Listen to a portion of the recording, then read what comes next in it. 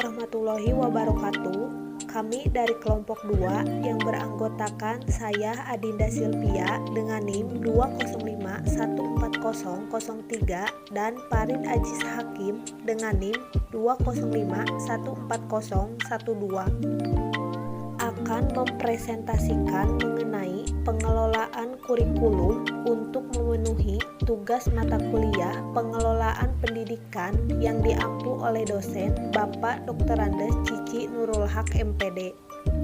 Adapun submateri yang dibahas, pertama, pengertian pengelolaan kurikulum, kedua, prinsip dan fungsi manajemen kurikulum, ketiga, komponen dan tahapan dalam pengelolaan kurikulum.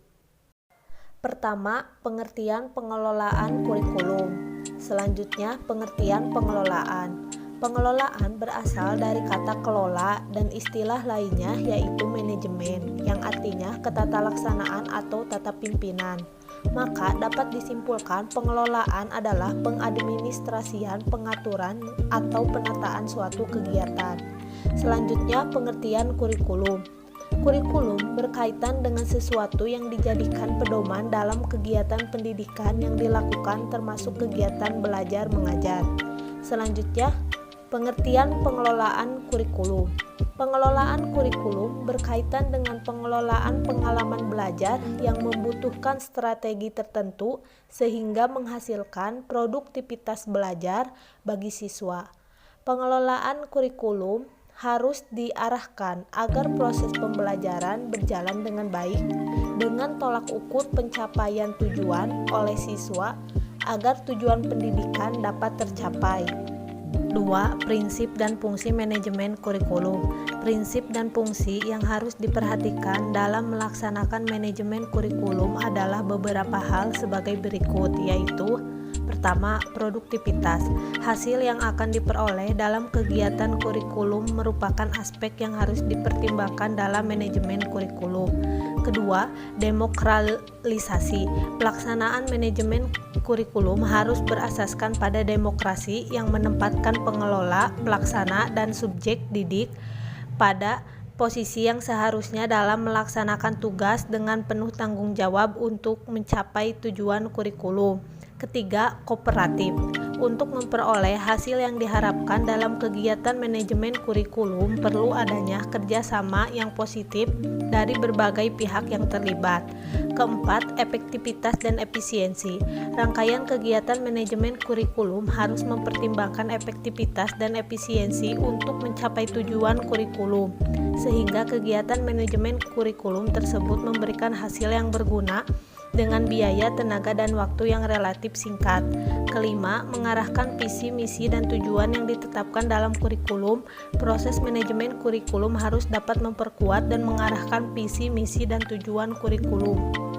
Adapun beberapa fungsi dari manajemen kurikulum diantaranya, pertama, meningkatkan efisiensi pemanfaatan sumber daya kurikulum. Kedua, meningkatkan keadilan atau equity dan kesempatan pada siswa untuk mencapai hasil yang maksimal.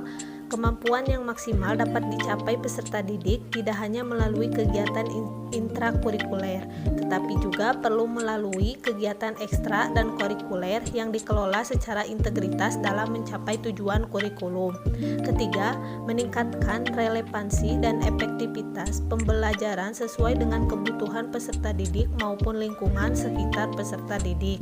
Keempat, meningkatkan efektivitas kinerja guru maupun aktivitas siswa dalam mencapai tujuan pembelajaran dengan pengelolaan kurikulum yang profesional, efektif, dan terpadu dapat memberikan motivasi pada kinerja guru maupun aktivitas siswa dalam belajar. Kelima, meningkatkan efisiensi dan efektivitas proses belajar mengajar. Proses pembelajaran selalu dipantau dalam rangka melihat konsistensi antara desain yang telah direncanakan dengan pelaksanaan pembelajaran. Dengan demikian, ketidaksesuaian antara desain dengan implementasi dapat dihindarkan. Keenam, meningkatkan partisipasi masyarakat untuk membantu mengembangkan kurikulum. Komponen-komponen kurikulum. Kurikulum merupakan suatu sistem yang memiliki komponen-komponen tertentu.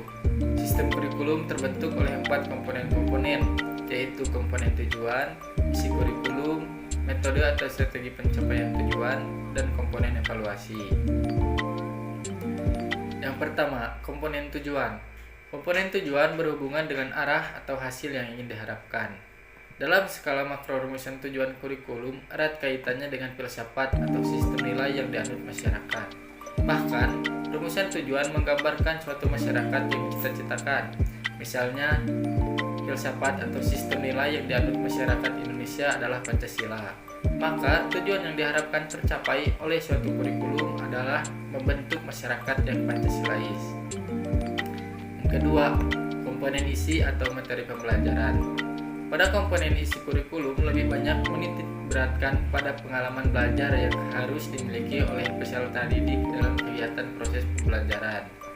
Isi kurikulum hendaknya memuat semua aspek yang berhubungan dengan aspek kognitif, afektif, dan psikometrik yang terdapat pada isi setiap mata pelajaran yang disampaikan dalam kegiatan proses pembelajaran. Isi kurikulum dan kegiatan pembelajaran diarahkan untuk mencapai tujuan dari semua aspek tersebut. Kemudian yang ketiga yaitu komponen metode. Komponen metode ini berkaitan dengan strategi yang harus dilakukan dalam rangka pencapaian tujuan. Metode yang tepat adalah metode yang sesuai dengan materi dan tujuan kurikulum yang akan dicapai dalam setiap pokok bahasan. Dalam posisi ini, guru hendaknya tidak menerapkan satu metode saja, tapi guru dapat menerapkan berbagai metode agar proses pembelajaran berlangsung dengan menyenangkan dan mencapai sasaran yang direncanakan. Dengan demikian, rencana yang sudah disusun dapat diterapkan secara optimal. Yang keempat, komponen evaluasi. Pengembangan kurikulum merupakan proses yang tidak pernah berakhir. Proses tersebut meliputi perencanaan, implementasi, dan evaluasi.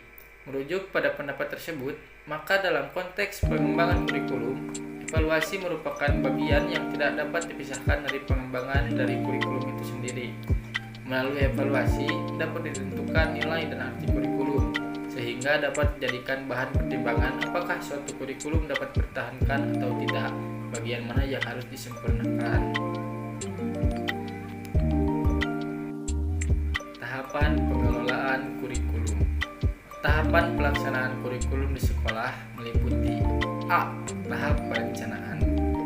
GBPP merupakan produk dari perencanaan kurikulum yang dijadikan panduan bagi penyelenggara pendidikan di tingkat sekolah, tahap pengorganisasian dan koordinasi. Pada tahap ini, kepala sekolah mengatur pembagian tugas mengajar, penyusun jadwal pelajaran, dan jadwal kegiatan ekstrakurikuler. B. Tahap pelaksanaan. Tugas utama kepala sekolah adalah melakukan supervisi dengan tujuan untuk membantu guru menemukan dan mengatasi kesulitan yang dihadapi. C. Tahap pengendalian. Pada tahap ini, paling tidak ada dua aspek yang perlu diperhatikan, yaitu A. Jenis evaluasi dikaitkan dengan tujuannya, dan B. Pemanfaatan hasil evaluasi. Nah, untuk kesimpulannya yaitu kurikulum mempunyai dua makna. Pertama, sebagai sejumlah mata pelajaran yang harus dipelajari oleh siswa. Kedua, satu program pembelajaran khusus. Dalam pengelolaannya harus dilakukan bersama, yang harus dilakukan baik oleh pencetus pendidikan ataupun penjalan kurikulum. Pengelolaan kurikulum tidak dapat dipisahkan dari guru atau dosen yang menjalankannya. Oleh karena itu, sangat diperlukan oleh guru atau dosen mengerti tentang kurikulum yang akan diajarkan.